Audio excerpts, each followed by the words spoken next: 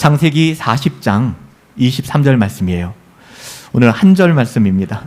본문이 짧은 건 아닙니다. 40장과 41장인데 오늘 구약성경 2장 읽다 보면 여러분 미리 지칠 것 같아서 오늘 40장과 41장에 기록된 사건들을 나누어야 되는데 이 한 절 말씀에 다 담겨 있는 것 같아서 40장 23절 말씀을 본문으로 택했습니다. 우리 한 사람이 읽는 것처럼 우리 23절 함께 읽을까요? 시작.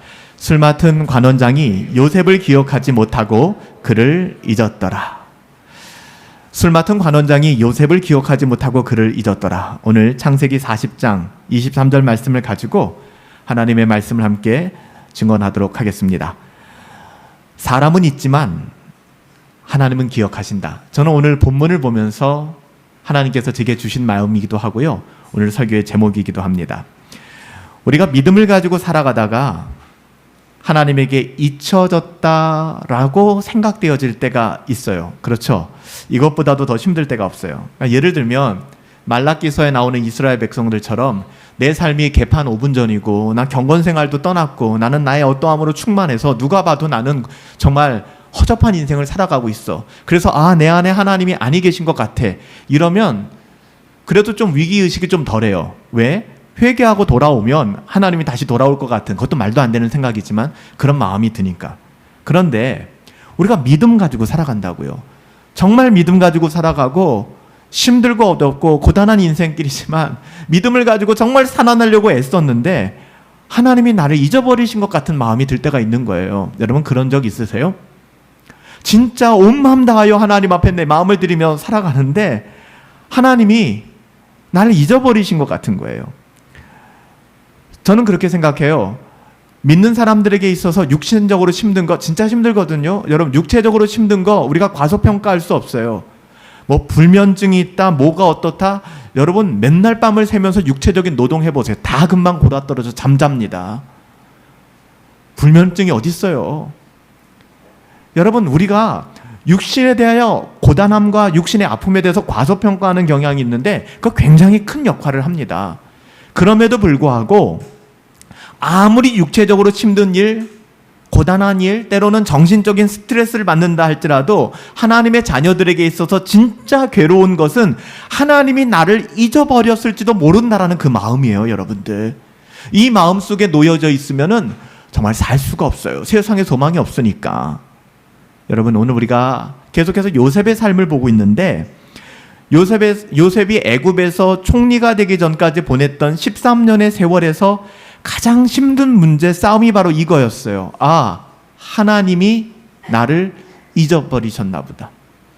하나님이 나를 기억하지 않나 보다. 억울한 누명을 쓰고 감옥으로 들어간 요셉은 비록 감옥에 있었지만 거기서도 하나님이 함께 하심을 통해서 진정 형통한 삶을 경험하게 돼요. 형통함이 무엇인가는 지난주에 분명히 설명드렸죠. 형통함이라고 하는 것은 그냥 내 인생이 잘 되는 것이 아니라 하나님이 나와 함께 하시는 거예요. 하나님이 나와 함께 하시지 않으면 형통한 게 아니에요. 우리가 금요 예배를 통해서도 배웠지만 의롭다고 하는 것은 하나님과 내가 바른 관계에 있다는 것이 의롭다는 것이지 세상적인 그 어떤 기준에 합당한 삶을 의롭다고 얘기하는 게 아니에요. 그래서 성경이 말하는 언어를 여러분 바르게 이해하셔야 바른 신앙생활이 가능한 겁니다. 하나님의 말씀 성경의 언어를 자꾸 세상의 방식으로 해석하니까 뜬구름 잡는 말씀들을 하시는 거예요, 여러분들. 우리 그렇게 살아가시면 안 되잖아요. 요셉은 형통했어요. 감옥에 있었어도. 요셉이 형통했음에도 불구하고 하나님이 나를 잊어버리셨구나라는 마음은 피할 수 없어요. 그런 마음이 들 수 있다는 겁니다. 형통하면 그런 마음이 들지 않아야지가 아니라 형통하다는 것은 하나님이 함께 하심을 느끼고 있고 경험하고 있는데 하나님이 함께 하시는 걸 알고 있는데 그럼에도 불구하고 순간순간 하나님이 나를 잊어버리신 것 같은 거예요. 이건 도저히 설명할 수가 없으니까. 요셉은요 감옥에 들어왔어요. 그 감옥에서도요 인생 포기하지 않고 진짜 신실하게 살아갔어요. 얼마나 신실하게 살아갔다면 그는 감옥 관리에게도 인정을 받았습니다. 전 여러분들 직장 생활하면서 또 여러분들 세상의 위인 권위자들에게 너무 힘들잖아요. 그래도 뒷담화 너무 많이 하지 마세요. 그 사람이 여러분들이 경건을 추구하고 하나님의 자녀답게 살아가는 것을 방해하지 않는 한 그의 리더십을 인정하십시오. 하나님께서 그런 리더십을 허락하신 데에는 분명한 이유가 있다는 것입니다. 요셉도 마찬가지였어요. 보디발의 집에서 정말 최선을 다했어요. 정말 긴 시간에. 그 끔찍한 꼴을 당하고 나서 감옥에 들어와서도 그는 최선을 다했습니다. 저는 저와 여러분들이 세상에서 인정받았으면 좋겠어요. 여러분들의 세상에서의 상사들, 직장의 동료들이 야, 정말 이 사람은 너무 훌륭한 사람이야. 진짜 너무 탁월한 사람이야. 이 사람은 우리 회사에 꼭 있어야 돼. 라는 이야기, 칭찬 들을 수 있게 되기를 예수님의 이름으로 축복합니다. 굉장히 중요한 거예요, 여러분들. 이게 이원적으로 나누어져 가지고서 교회에서는 뜨겁고 교회에서는 너무나 충만한데 직장에 가서는 정말 너무나도 우리가 게으르고 책임감 없고 늘 불평하고 늘 원망하는 그런 위치에 선다 그러면 시킨 일도 제대로 하지 못하고 어떻게 보면 공동체의 짐이 된다 그러면 너무 속상한 일 아니겠습니까? 하나님의 자녀들은요, 그렇게 살아가서는 안 돼요. 늘 최선을 다하고 그 안에서 맡겨주신 일에 충성하는 것이죠.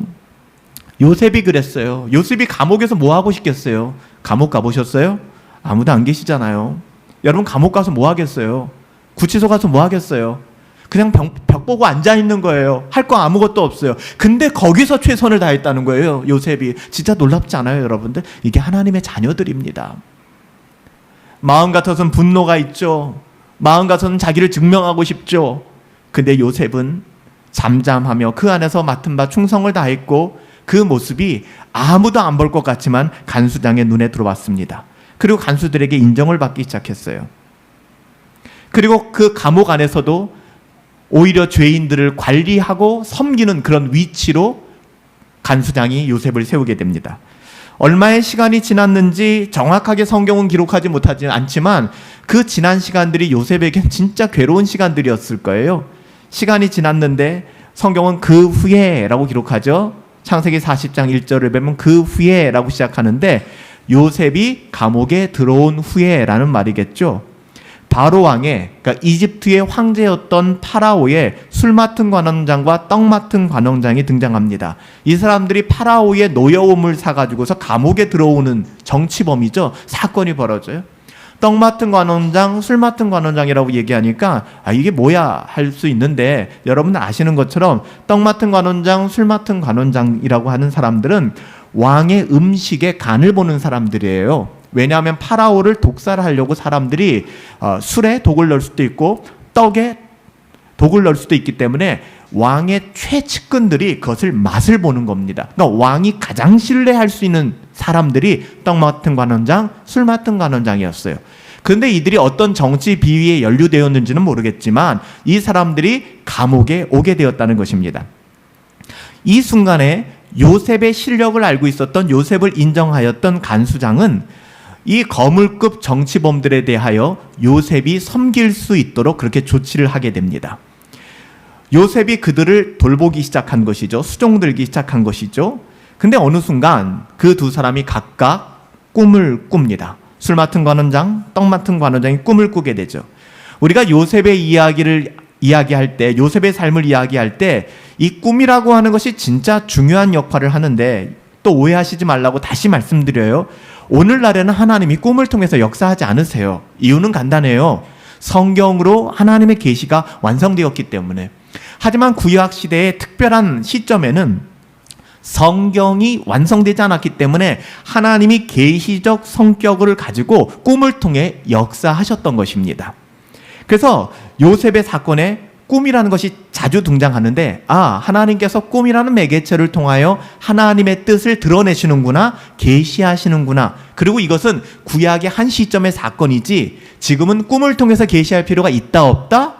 없다. 왜? 성경이 완성되었기 때문에. 여러분 그렇게 이해하셔야 돼요.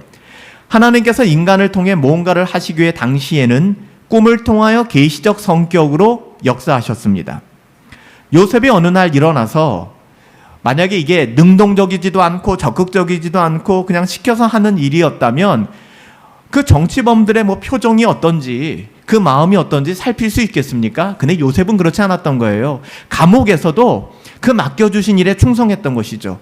어느 날 아침에 가보니까 이들의 얼굴 표정이 예전과는 다른 거예요. 감옥에 들어올 때도 표정이 좋지 않기는 했는데 유독 오늘따라 표정이 좋지 않아요. 그래서 요셉이 물어봅니다. 그랬더니 이 술 맡은 관원장, 떡 맡은 관원장이 이야기를 하죠. 우리가 꿈을 꾸었다네. 근데 이 꿈이 너무도 심란하여서 이거 견딜 수가 없는데 이게 무슨 꿈인지 모르겠네 라고 얘기하죠. 그때 요셉이 이렇게 얘기합니다. 나에게 꿈을 이야기해 보세요. 내가 해석해 줄게요. 이렇게 얘기하지 않아요. 같은 말인데 결이 달라요. 뭐라고 얘기하냐면요. 해석은 하나님께 있으니 내게 말하세요. 내가 그 꿈을 풀어주겠습니다. 그 꿈을 푸른다고 하여도 영광을 누구에게 돌리는 거예요? 하나님께 돌리는 거예요. 하나님이 해석하실 테니 내게 말씀하세요 라고 이야기합니다.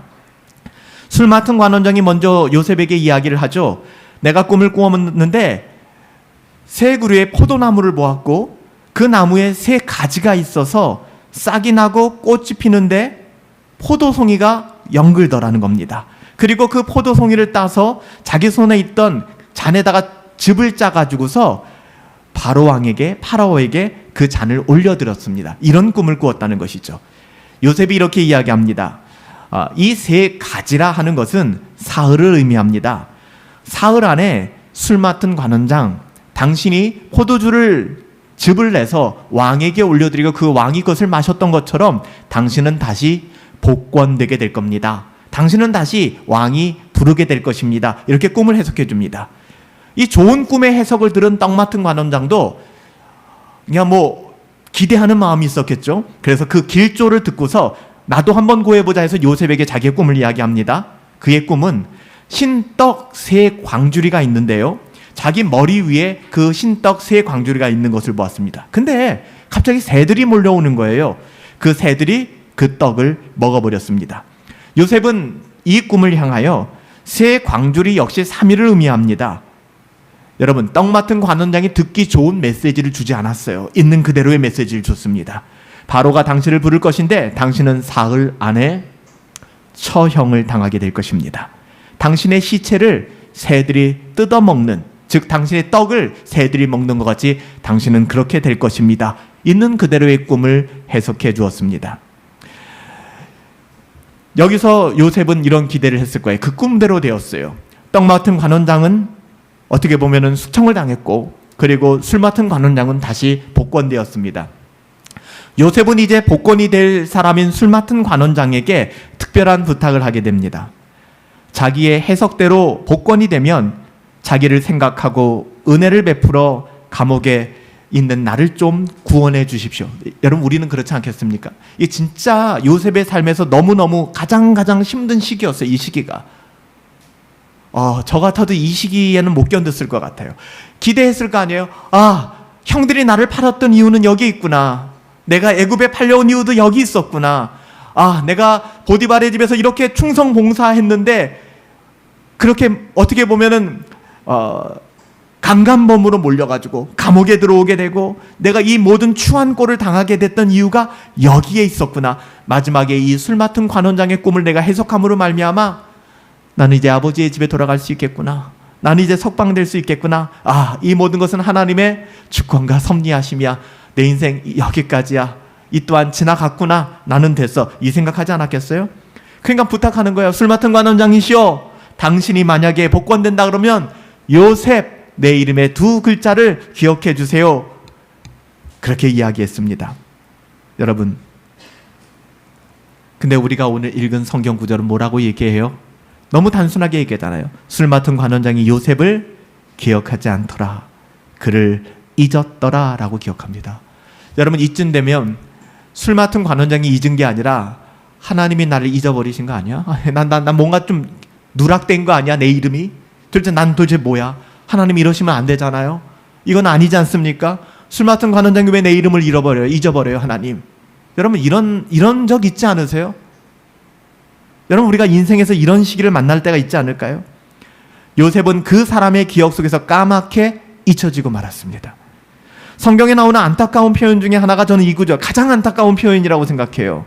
술 맡은 관원장이 요셉을 기억하지 않고 그를 잊었더라. 여러분, 인간을 의지하지 마세요. 이토록 인간을 의지한다는 것은 너무나 허망한 일입니다. 술 맡은 관원장이 복권된 이후에 요셉의 마음속에는 이제나 저제나 나를 기억하고 불러내겠지, 은혜를 갚아주겠지. 정말 쉽지 않았을 거예요. 하루하루의 삶이. 간수장님 혹시 제 이름을 누가 부르지 않았나요? 연락 온 게 없나요? 기대가 있기 때문에. 기대가. 사람에게 기대가 있으니까. 사람에게 기대가 있으니까. 요셉이 감옥에서 보내야 했던 마지막 2년, 그렇게 술 맡은 관원장에게 잊혀지고 2년, 아마도 이전에 보냈던 수십 년의 시간보다 훨씬 더 힘들었을 것입니다. 더 긴 시간이었을 거예요. 요셉은 2년의 고통스러운 기다림의 시간을 통해서 하나님을 의지한다는 것이 얼마나 중요한 것인가, 반대로 인간을 의지한다는 것이 얼마나 부질없는 일인가를 아주 몸소 경험했을 거예요. 누가 가르쳐주지 않아도, 아무리 부모가 사람 너무 의지하지 마, 아무리 우리가 교회에서 사람 신뢰하지 마세요, 사람은 사랑의 대상이세요, 하나님을 사랑하고 하나님을 신뢰해서 아무리 얘기해도 와닿지가 않는 거예요. 보이지 않는 하나님보다 사람 의지하고 사람의 어떠함 따라 살아가고. 근데 요셉은 누가 가르쳐주지 않아도 그 감옥에서 2년 동안 진짜 뼛속 깊숙하게 느꼈을 거예요. 인간을 믿을 존재가 아니구나. 그러면서 한편으로는 하나님도 나를 혹시 잊은 것은 아닐까. 이렇게 2년이 지났습니다. 말이 2년이지 이건 진짜 불가능한 시간이었을 겁니다. 만 2년 후에라고 말하고 있지만 요셉에게 20년 이상 아니면 200년 이상 긴 고통의 시간이었을 거예요. 2년이 지난 어느 한 시점, 하나님의 시간표는 그렇게 흘러가고 있었어요. 바로가 꿈을 꿉니다. 이집트의 황제 파라오가 꿈을 꿉니다. 요셉의 이야기는 계속 꿈 이야기일 뿐만 아니라 두 개의 꿈으로 이루어진 이야기예요. 요셉의 두 번의 꿈, 두 관원장의 꿈, 그리고 이제 파라오도 두 개의 꿈을 꿉니다. 하나님은 바로에게 꿈을 꾸게 하셨어요. 바로가 그냥 꾼 꿈이 아니라 하나님이 그 꿈을 꾸게 하셨습니다. 그것은 술 맡은 관원장이 감옥에서 나와서 요셉을 잊어버린 지 몇 년? 2년이 지난 그 시점이었어요. 이게 하나님의 때였습니다. 파라오가 꿈을 꾸는데 어느 날 이 개천이 있는데, 강가가 있는데, 이 강가에 아름답고 살찐 7마리의 암소가 이 하수에서 올라오는데 갈대를 뜯어먹고 있었습니다. 이 소들이. 근데 그 뒤를 따라서 흉악하고 마른 아주 파리한 다른 7 암수가 이 강가를 뛰어나와서 앞에 있는 아름답고 살찐 암소를 잡아먹는 꿈을 꾸는 것입니다. 바로가 깨었다가 깜짝 놀랐게, 너무 좀 안 좋은 꿈이잖아요. 토실토실한 암소 7마리가 나온 다음에 빼짝 말라 죽은, 아사상태 직전에 그런 암소가 와서 다 잡아먹는 거예요. 소가 소를 잡아먹진 않잖아요. 이거 예사 꿈이 아니다. 그리고 다시 잠이 들었습니다. 근데 그 다음에 꿈에는 한 줄기 무성하고 충성한 7 이삭이 나오는데 그 뒤에 가늘고 약한 동풍이 마른 7 이삭이 거기서 나오는 것을 보게 되는 거예요. 이 또한 비슷한데 도저히 알 수가 없는 것입니다. 이런 상황을 가지고 파라오는 근심합니다. 그리고 많은 신하들이 모인 자리에서 그 이야기를 했겠죠. 내가 이런 꿈을 꿨는데 나 지금 꿈자리가 뒤숭숭해서 어떻게 지내야 될지 모르겠다. 그때 술 맡은 관원장이 2년 동안 요셉을 기억하지 못했던 그 관원장이 기가 막히게 그때를 기억해냅니다.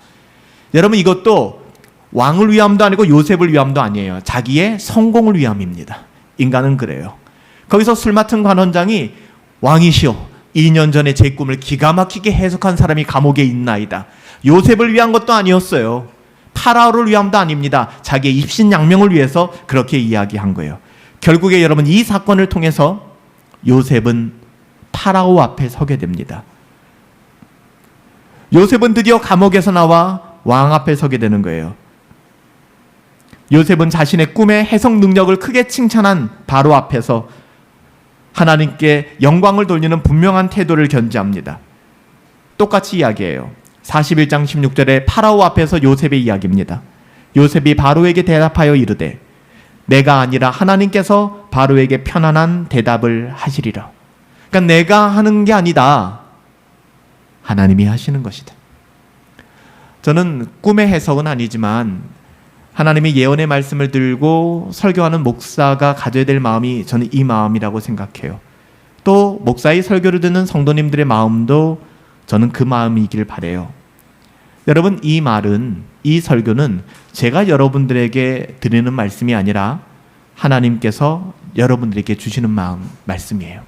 이것을 하나님의 말씀으로 받을 때 나의 삶에 유익이 있는 것이죠. 바로는 자신의 꿈을 다시 한번 요셉에게 상세하게 설명해요. 요셉은 그 꿈이 하나님의 계시라고 분명하게 말함으로써 자신의 꿈을 해석하기 시작하죠. 여기서 하나님이 그 하실 일을 바로에게 보이심이라 이렇게 이야기하는 것은요, 거듭말해서 요셉의 꿈에 등장하는 모든 꿈들은 하나님의 계시적 성격이 있구나라는 것을 이야기하는 거예요. 적어도 요셉은 이런 꿈들을 통해서 하나님께서 뭔가 하시고자 하는구나 라는 것을 알고 있었습니다. 하나님께서는 분명히 역사하시는구나 라는 것을 알 수 있었어요. 저 여러분들은 어떤지 모르겠어요. 우리에게 주시는 3주째 요셉의 삶을 통하여 왜 목사를 통해서 3주째 요셉의 삶을 조명하여 듣게 하실까? 왜 금요 예배를 통해서 또 새벽 경건을 통해서 디모데 전후서 말씀을 통해서 이제 끝까지 이제 막바지에 달아나고 있는데 왜 우리에게 말씀할까? 여러분, 공적 모임과 예배와 설교를 통해서 목회자가 주는 그 설교의 말씀은 여러분 하나님의 말씀으로 받으시길 예수님의 이름으로 축복합니다. 여러분, 이것이 하나님의 말씀이 아니라면 그냥 유명한 강의를 인터넷에서 찾아 들으세요. 우리가 왜 인터넷에서 강의를 찾아 듣고 설교를 찾아 듣는 것과 주일에 모여서 드리는 이 예배를 다르게 생각하는가는 여러분 그 의미에 대해서 분명히 알고 있지 않습니까? 저 또한 마찬가지예요. 목회자로서 가장 두려워해야 되는 것은 오늘 요셉이 꿈을 해석하듯이 그렇게 하지 말아야 될 것은 사람의 어떠함에 치우쳐서 설교하기 시작하는 것입니다. 누군가를 배려하기 위한 설교, 누군가를 공격하기 위한 설교, 이것은 하나님 앞에 심판받을 설교들입니다. 저는 그걸 너무나 잘 알고 있었어요. 왜냐하면 저희가 그걸 경험했기 때문에. 예수 처음 믿고 부흥사 목사님 인도하는 교회를 다녔는데 그날마다 설교가 한 성도 한 성도를 공격하는 설교밖에 없는 거예요. 이게 얼마나 아픈지. 저는 목회자가 되면서 그렇게 하나님 앞에 다짐했어요. 하나님, 저는 이 짓 안 합니다. 저는 이 짓 안 합니다. 그래서 여러분들께 부탁드려요. 가끔은 똑같은 메시지를 듣고 어느 누군가는 목사님 너무 제게 은혜가 있었어요 라고 얘기하고, 어떤 누군가는 무관심하고, 어떤 누군가는 왜 목사님은 나를 공격하세요 라고 이야기할 수 있습니다. 여러분, 하나님이 주시는 마음들이에요. 여러분, 그것이 공격받는다고 느끼면 하나님 앞에 우리가 회개하고 돌아와야 되지 않을까요? 요셉이 바로 앞에서 꿈을 해석하잖아요. 두 관원장 앞에서 꿈을 해석하잖아요. 그들의 어떠함을 전혀 배려하지 않습니다. 있는 그대로. 그래서 칼빈은 목사 되고 설교자 되는 것을 죽음 피하듯 피하라고 얘기했어요. 왠지 아세요? 이 엄청난 죄를 지을 수 있는 수많은 가능성에 노출되어 있기 때문에. 여러분, 목사가 행복해 보이세요? 목사가 대단한 권력을 가지고 있는 것 같고, 목사는 뭐 괜찮은 직업인 것 같으세요? 정말 두려운 직업입니다. 하나님 앞에 서게 됐을 때 나는 어떻게 평가될 것인가? 나는 어떻게 살아왔는가? 요셉은 해석합니다. 7해의 풍년이 든 이후에 바로 찾아오는 7년 동안에 끔찍한 흉년이 찾아올 것입니다. 이것이 하나님의 계시입니다. 그러니까 이제 다가올 7년 동안 세워라 내워라 하지 마시고 7년 동안 모아두십시오. 저축하십시오. 살림살이를 아끼십시오. 지금을 마음껏 누리지 마시고 준비하셔야 됩니다. 이렇게 얘기합니다. 왜냐하면 그 이후 7년 동안에는 전무후무한 그런 흉년이 찾아올 것이기 때문입니다. 아주 구체적인 방법까지도 제시하는 것이죠. 이렇게 얘기합니다. 왕이시여 지혜로운 사람, 전국, 이 이집트 왕국 전국에서 지혜로운 사람들을 불러서 관리로 세우십시오. 7해 동안 이 풍년 동안에 토지 소산의 5분의 1을 거두십시오. 500만 원을 벌었으면 100만 원을 적금 붙게 하십시오. 왜냐하면 그 위에 전무후무한 흉년이 올 것이기 때문입니다. 이 말을 들은 파라오, 하나님의 감동이 있었어요. 여러분, 이렇게 하나님의 말씀을 들었을 때 대언하는 것이죠. 하나님의 말씀을 들어요. 꿈, 해몽이든 설교를 통해서 듣든 이 말을 들었을 때 여기에서 반응은 두 가지 중에 하나입니다. 이 시부리 죄수 같은 놈이 별 희한한 소리를 하고 앉았네. 무슨 7년 동안에 5분의 1을 어떻게 당장 감옥에 가두어. 주제 파악도 못하고 라고 할 수 있는 것이 있고, 또 하나는 하나님의 말씀이다 생각하고 경청하는 거예요. 여기는 하나님의 은혜가 필요한 거예요. 파라오의 어떠함으로는요 요셉을 배척할 수밖에 없어요. 근데 이 말을 하나님의 말씀으로 받기 시작하는 거예요. 하나님이 은혜를 주신 것이죠. 결국에는 파라오는 그 자리에서 요셉을 최고의 관리로, 총리로 임명을 하게 됩니다. 바로는 요셉보다 더 지혜로운 자를 찾을 수 없다라고 판단한 거예요. 이 말은 당시에 바로가 하나님의 어떠하심을 인정한 겁니다. 하나님의 지혜를 앞설 수 있는 것은 없구나. 그리고 요셉이 그런 사람이구나. 비록 요셉의 커리어는 뭡니까? 강간범이에요. 강간범으로 형을 살고 있는, 어떻게 보면 아직 형을 살고 있는 그런 죄수입니다. 그리고 애굽 사람들이 그토록 싫어하는 목축업을 하는 냄새나는 히브리 사람이었어요. 그럼에도 불구하고 하나님이 그 하나님의 때에 이 요셉을 총리로 바로를 통하여 세우게 되는 것입니다. 이때 요셉의 나이 몇 살이요? 30살이었습니다. 성경은 특별히 그의 나이를 밝혀요. 그가 30이었더라. 여러분, 30이라는 나이가 좀 젊을 수도 있지만 그래도 우리가 보면은 하나님께서 요셉을 이 총리의 자리에 앉히시고 또 애굽을 복받게 하시고 또 이스라엘을 구원하게 하시는, 흉년이 들었을 때 구원하게 하시는 이 모든 과정에 요셉이 탁월하게 역할을 해야 되는데, 그 역할을 하려고 그러면 적어도 이 30살 정도는 되어야겠고, 그가 이런 경험과 이런 것들을 알고 가져야 그 일들을 수행할 수 있겠구나. 그래서 하나님의 계획표와 시간표 가운데 요셉을 인도하셨다는 거예요. 우리도 마찬가지라니까요. 하나님, 왜 지금 내가 이걸 경험해요? 내가 왜 이런 사람을 만나야 되죠? 내가 왜 이런 환경에 처해야 되죠? 내가 왜 지금 이런 말을 들어야 되죠? 지금은 잘 모르겠죠. 때로는 그것이 너무 우리를 힘들게 만들어서 하나님이 날 잊어버리셨나? 라는 생각이 들 때도 있죠. 그렇지 않아요. 하나님은요, 잊어버리지 않으세요. 사람은 잊어버리지만 하나님은 잊지 않으세요. 하나님께서는 분명한 때가 있기 때문에. 여러분, 그렇잖아요. 저도 그래요. 가끔 돌아놓고 생각해보면 하나님이 왜 이 시기에 이런 사람을 만나게 하셨지? 내게 왜 이런 일을 경험하게 하셨지? 하나님께서 내게 왜 이런 사건을 허락하셨을까? 이 또한 그냥 지나가리라 끝나는 것이 아니라 돌아보면은 그때가 있었기에 지금의 내가 있는 거예요. 지금의 성숙함을 알게 되고 지금의 그 어떠함을 알게 되고, 요셉도 마찬가지라는 거예요.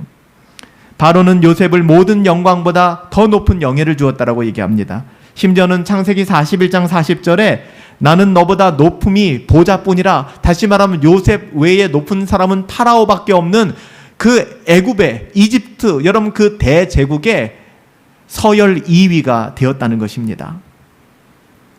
그전에는 바로의 시위대장 보디발의 집에 관리하는 사람이었지만 이제는 바로의 집, 제국의 전체를 다스리는 자가 된 것입니다. 바로는 자기의 인장반지를, 옥새와도 같은 인장반지를 빼서 요셉의 손에 끼워줍니다. 죄수의 옷을 벗기고 쇠마포를 입혀줍니다. 그리고 금사슬, 금목걸이를 걸어줍니다. 그리고 버금수레라고 하죠. 지금으로 따지자면 정말 좋은 고급 승용차를 요셉에게 허락합니다. 그리고 모든 국민들 요셉 앞에 무릎 꿇쳐요. 여러분, 이게 상상이나 되는 일입니까? 근데 하나님께서는요, 요셉에게 가지고 있었던 기대감이 처음 형들에게 이야기했던 그 꿈, 거기와 연결되는 겁니다, 여러분들.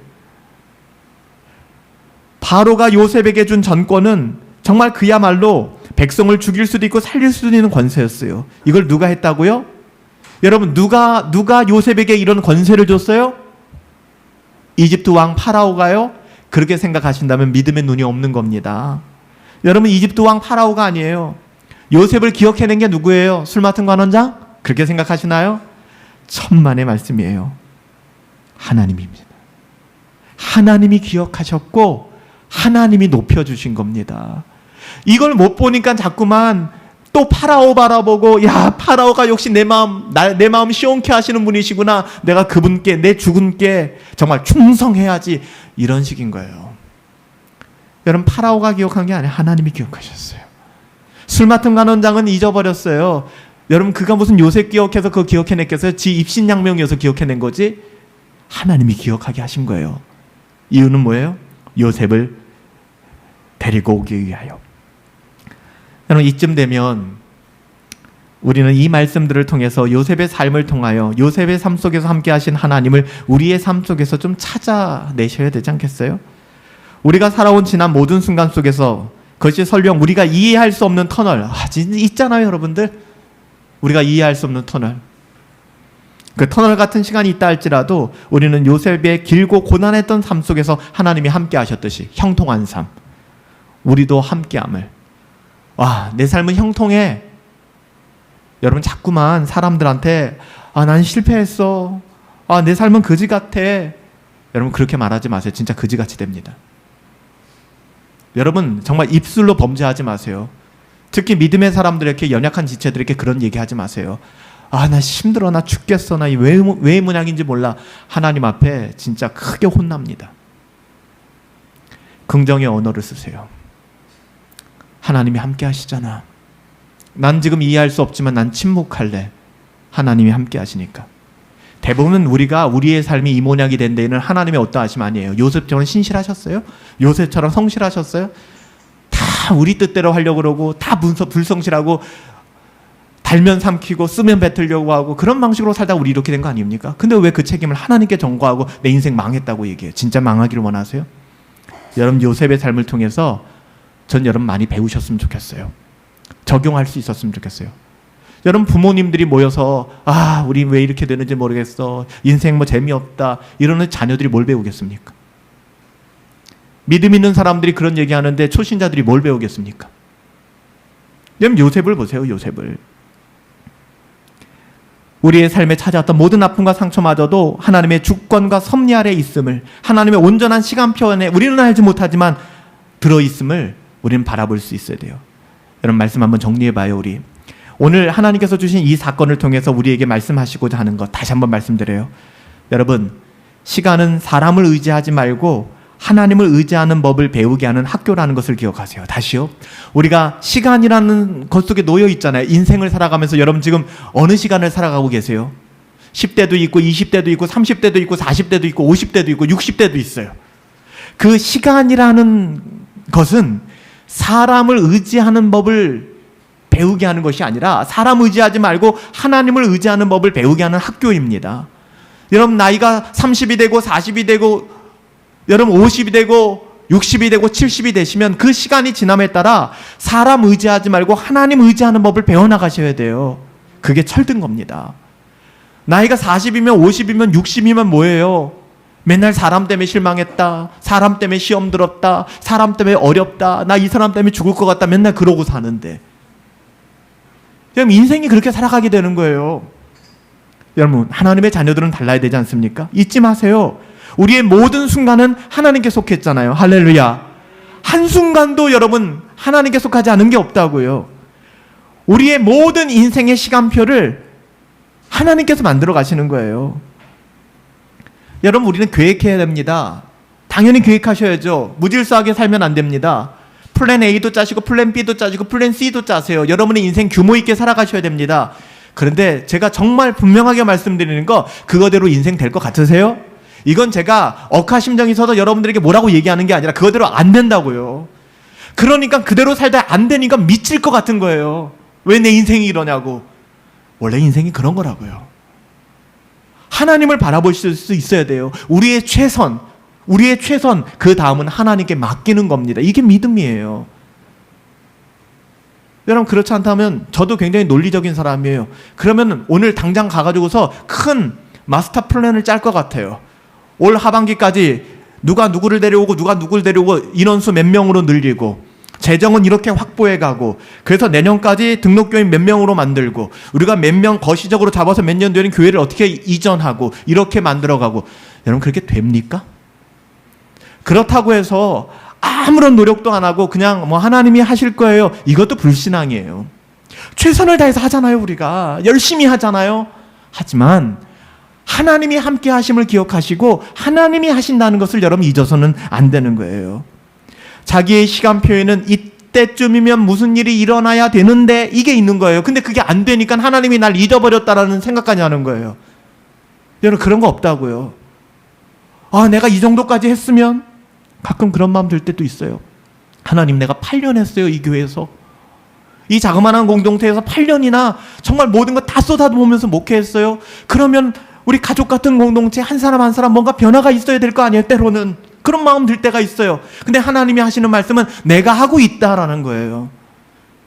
제가 볼 때는 아닌 것 같은데 하나님은 하시고 계신대요. 그럼 저는 거기서 할 말은 없는 거예요. 제가 무슨 말을 해요?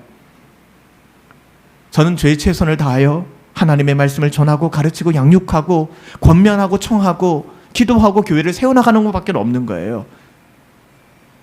그 시간이 지나가면 알게 되겠죠. 하나님께서 이런 뜻이 있으셨구나. 나는 그때 그것을 알지 못하여 많이 힘들어 했었는데 참 많이 어리석었구나. 하나님이 시간의 주인이세요. 그리고 그 시간을 사용하여 우리를 가르치고 훈련시키세요. 다시 말씀드려요. 시간은 사람을 의지하지 말고 하나님을 의지하는 법을 배우게 하는 하나님의 학교, 트레이닝 코스입니다. 그 시간을 저는 51년, 52년을 살았어요. 내가 이제 쉰이 넘었으니까 지천명, 뭔가 좀 세상을 얻고 내가 뭔가 좀 돼야 되지 않겠는가? 그런 생각 1도 없어요. 돌아보면 참 철없을 땐 그런 생각한 것 같아요. 내가 이쯤 되면이 어디 있어요? 죽을 때도. 그게 오지 않는 것입니다. 우리는 끝없이 하나님을 의지하는 법을 배워나가는 거예요. 요셉도 한 번은 술 맡은 관원장을 의지하는 것 같은 인상을 우리에게 전해주지 않았습니까? 그런데 요셉은 알게 됐을 거예요. 술 맡은 관원장 따위를 의지할 게 아니는구나. 내가 술 맡은 관원장 그 사람 하나 때문에 내 심장이 뛰고 이제는 나는 됐구나라고 생각했던 내가 얼마나 바보스러웠는지를 하나님은 깨닫기를 원했던 겁니다. 여러분들. 그래서 그 고통스럽고 지난한 길고 고통스러운 터널 속에 우리를 밀어넣으신 거예요. 2년이라는 시간 동안에 요셉을. 술 맡은 관원장 의지하지 마 임마. 만약에 거기서 요셉이 술 맡은 관원장을 인정하지 않았다라면, 하나님만을 인정했더라면 2년이라는 시간이 단축됐을지도 모르겠어요. 의미 없는 얘기지만 하나님께서는 정확하게 그것들을 아셨기 때문에 하나님은 그렇게 인도하여 주신 거예요. 여러분이 이제껏 사신 인생의 시간들을 통해서 이 사실을 배우셨나요? 20년을 사시며 30년을 사시며 40년 사시며 50년, 60년 혹은 70년 가까이 사시며 이것을 아셨나요? 이런 사실을 알고 계신다면 그런 분들이 경건한 어른이에요.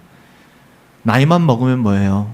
이런 것들을 알지 못한다면 그는 여전히 어린아이의 신앙을 가지고 있는 것이죠. 사람 의지하지 말고 하나님을 의지하는 것을 배우는 거죠. 여러분 성경을 보세요. 성경에 얼마나 많은 부분에서 이 동일한 말씀을 강조하고 있는지 잘 알고 계시잖아요. 아마 요셉은 술 맡은 관원장이 자기를 잊어버리고 지내는 2년의 기다림의 세월 동안에 이 사실을 배웠을 것입니다. 사람을 신뢰하고 의지하는 것에 대한 그의 환멸이 있었다면 그 환멸은 오히려 하나님의 사랑과 성실하심으로 우리의 방향을 전환하게 만들어야 돼요. 또 괜히 난 복수하리라, 내가 두고 보자, 이것처럼 어리석은 게 없어요. 깨닫게 하세요. 성경 어디에도 요셉이 술 맡은 관원장을 불러가지고 그 죄를 물었더라 안 나와요. 여러분들 쓸데없는 내 시간 낭비하시지 말라고요. 사람들은 우연이라는 말을 참 많이 쓰죠. 우연히, 운 좋게. 여러분 그건 신앙적인 표현이 아니에요. 여러분 우연이 어디 있습니까? 한마디로 살아계신 하나님을 믿는 사람들에게 우연이란 없어요. 나의 삶에 일어나는 모든 순간들, 나의 모든 실수, 나의 모든 연약함, 나의 모든 넘어짐도 그는 우연이 아닙니다. 하나님이 다스리시는 이 세상에 우연이란 존재하잖아요. 다만 우연이라는 말은 우리가 하나님의 시간표에 따라서는 무엇이 일어나게 되는지 알지 못하기 때문에 당황할 때, 이게 설명이 안 되니까 우연히 그랬어 라고 얘기하는 거지, 하나님에게 우연은 없습니다. 요셉의 삶에 있어서 하나님의 시간표를, 그의 삶을 들여다보는 타이밍 정말 놀랍지 않습니까? 요셉의 삶에 있어서 하나님의 시간표를 그의 삶을 통해서 하나님께서 우리에게 말씀하고 계신 거예요. 여러분 믿음이 뭐예요? 우리의 삶 속에서 믿음은 어떻게 반응합니까? 우리 믿음의 사람들이잖아요. 성도 여러분들, 우리 하나님 바라봅시다. 힘들죠. 때로는 사람에게 상처 많이 받죠. 여러분 사람은 그러잖아요. 우리가 사랑해야 될 대상이에요. 너무 연약해요. 우리가 사람에게 실망하고 사람에게 실족해서 우리의 신앙을 나락으로 떨어뜨리는 것이 아니라 하나님이 주신 마음을 가지고 하나님을 신뢰하는 법을 배우실 수 있었으면 좋겠습니다. 사람은 잊어버려요. 그게 사람입니다. 근데 하나님은 결코 잊어버리지 않으세요. 우리는 하나님의 언약 안에 있으니까요. 이것이 세상을 사는 우리들의 위로 아니에요? 이거 위로 되세요? 전 이게 진짜 위로 되더라고요. 저는 사람들에게 때로는 상처받을 때, 사람들과 다투게 될 때 어려움 속에 사면초가에 놓이게 되고, 야 진퇴양난 난 어떻게 살아가야 되나? 그럴 때가 있어요. 특히 가까운 사람들에게 그런 마음을 받게 될 때, 여러분 그 순간에 하나님은 알고 계시지, 하나님은 잊지 않으셨어, 여러분 그것 때문에 살아가게 되더라고요. 그거 없으면 못 살 것 같아요. 그것으로 살아가게 되는 거예요. 여러분들도 다르지 않잖아요. 무엇으로 위로를 받겠습니까? 하나님이 우리를 잊지 않으셨음을 인하여 전 여러분 사람의 위로가 있었으면 좋겠어요.